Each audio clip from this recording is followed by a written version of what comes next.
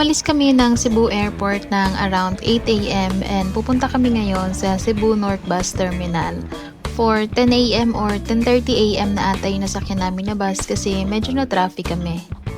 At sinakyan nga pala namin ay Ceres Bus. So from here, we will be going to Kawit Port in Medellin. Grabe, alam niyo yung feeling ng pagod na pagod ka sa biyahe kahit nakaupo ka lang. Kasi naman mahigit 3 oras din yung biyahe bago kami nakarating sa port. Ang daming stopover kasi kailangan kumain and syempre need mag-CR. It's so tiring but it's okay, it's just the way it is. And alam ko meron din flight from Cebu to Bantayan. But the schedule doesn't fit our itinerary kaya we chose to travel the long way. Pero sulit talaga kapag nag-aircraft kayo kasi hindi kayo pagod sa biyahe and 30 to 45 minutes lang nandun na kayo sa Bantayan. So from Kawit Port, bibili kayo dito ng ticket papuntang Santa Fe, Bantayan. Sumakay na kami ngayon dito sa Roro. 250 pesos yung ticket. Tapos, meron pang plus 40 na ticket. Hindi ko nga lang alam. 20 pala. Hindi ko nga lang alam para saan.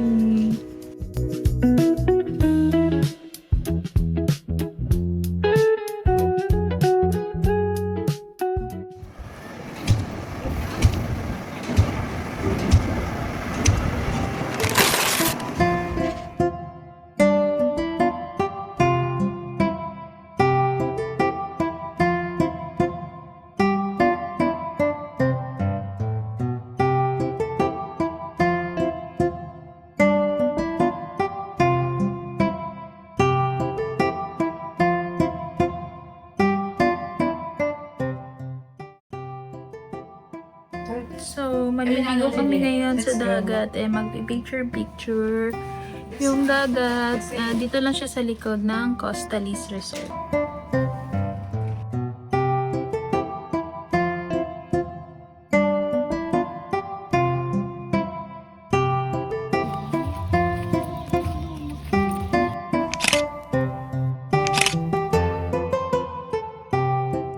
Siyempre, after namin mag-picture-picture, kumain na rin kami dito sa Costalis.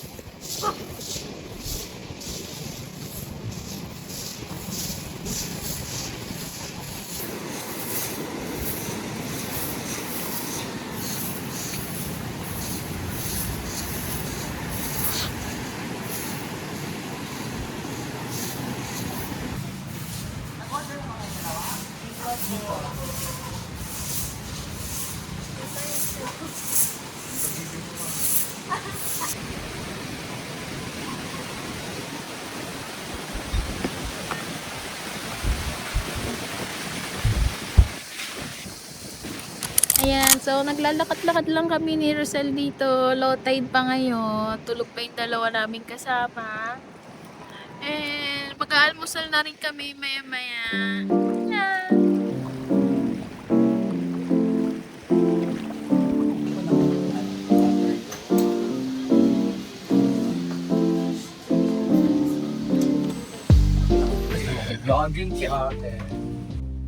So maglilibot kami ngayon sa isla.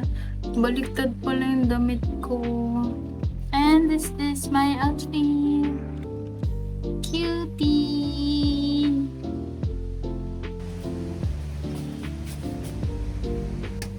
So, pupunta tayo ulit sa dagat. Ay!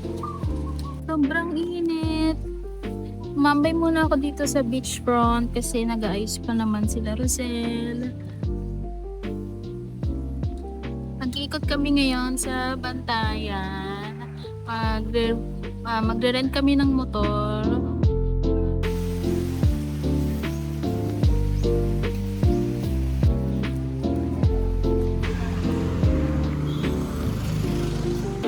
Nanay, ma'am. Gusto ko yan. Isa rin sa pinagkakabuhayan ng mga taga-isla dito ay ang pagbebenta ng mga seashells decoration. Kaya bumili ako ng isa.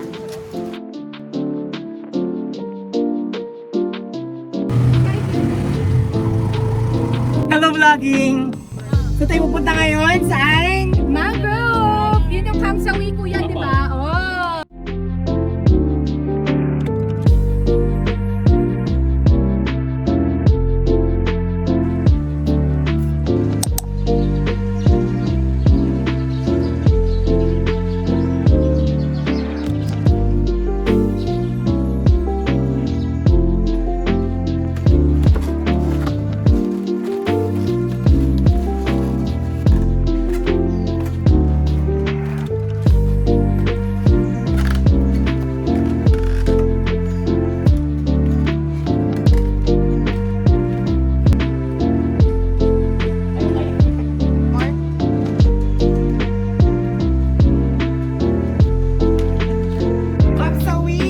Okay.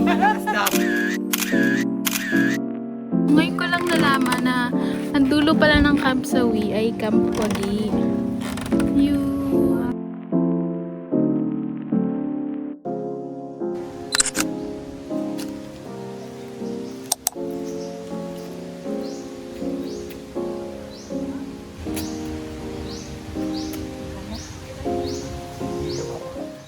Yung driver ng nirent namin na tricycle ay sobrang bait. Siya na rin yung nagsilbing tour guide namin. He is very humble and very patient with us. He knows na ini-enjoy namin yung bawat lugar kung saan niya kami dinadala.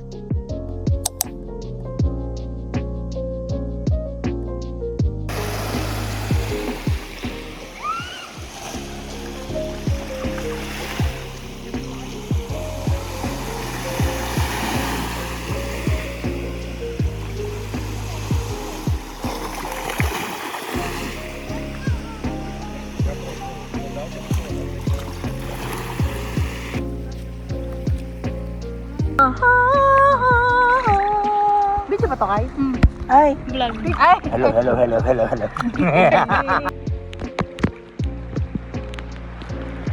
Bakit ginagamit ang t-shirt? Di ba ang fish pwede mo naman sa Flora. plural yun eh. Ba't may t-shirt? Iba-ibang type ng fish. Ang galing-galing.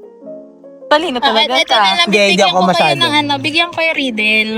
Kung matalino kayo. Kasi di ako matalino. Go. Pero, Pero parang hindi ako nag-aaral. Parang hindi ako nag-college. Hindi naman kami nag-claim. Tinamag na. Dapat hindi ako nag-college, yun na lang ako natuto. Sige, go. merong lalaki nakatira sa 10th floor. O ba hindi siya sanay? Tapos, pag galing siyang work, hindi bababa siya hanggang ground floor. Tapos pag galing siyang work, bababa siya ng 7th floor, aakyat siya, ihahagdan niya na lang, papunta sa 10th floor. Na, sakto 10th floor, yung pindot niya. Wala sa kuweba. Kaya balik mo muna yung thoughts mo. Pero pag naulan, sakto 10th floor, yung pindot niya. Bakit? Ulitin mo.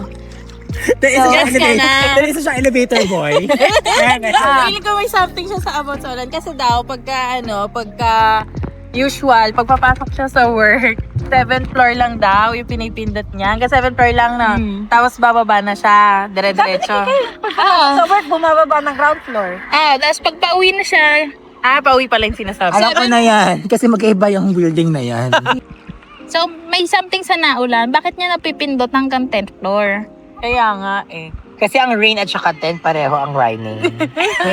Tama, isama mo si Chi kasi araw-araw niya papanoorin yan. Pag May viewers ka na. Oo, Magpapangit ako dyan. Tapos Delete. kasi share niya pa sa mga friends.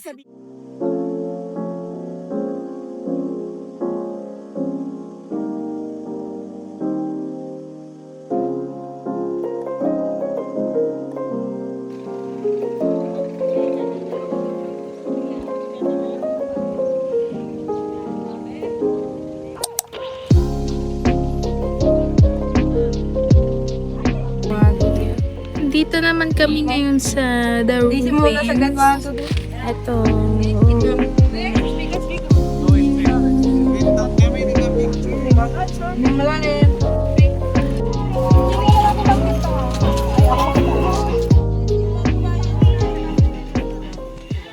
Kumain kami ng tusok-tusok dito lang sa The Ruins. Ito na ata yung pinaka-the best na experience ko sa pagkain ng tusok-tusok. Kasi naman sobrang ganda ng view. Asul na dagat, clean air, so peaceful, it's breathtaking. It feels just like a dream. Oh, iba-iba yung taon niya.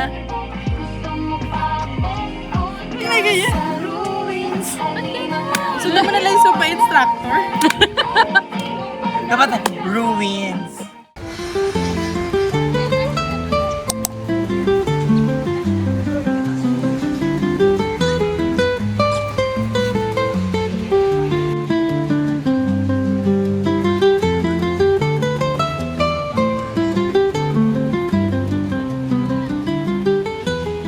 Tapos wala palang entrance dito. Yan. Tapos ang galing, malapit siya sa school. So yung mga bata, ang daming mga bata dito. So imagine, after school, dito na kayo sa beach.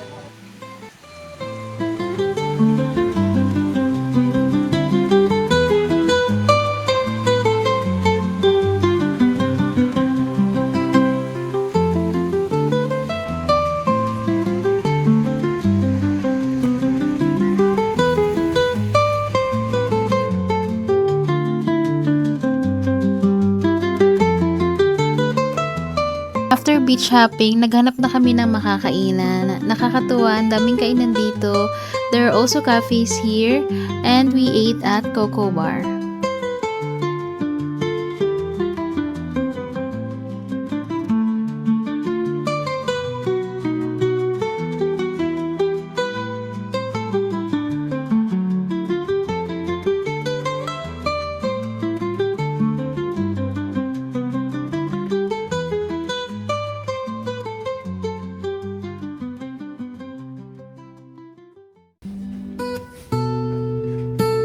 So, last day na nga namin ngayon dito sa Costalis, and we stayed here for 3 days and 2 nights, and sobrang na-enjoy namin yung staycation namin dito kasi sobrang accommodating ng mga tao dito, and ang sarap ng food nila.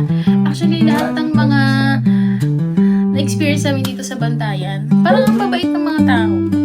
Pero hindi lang parang, ang babait talaga nila. They're always smiling, very simple, down to earth, and incredibly warm.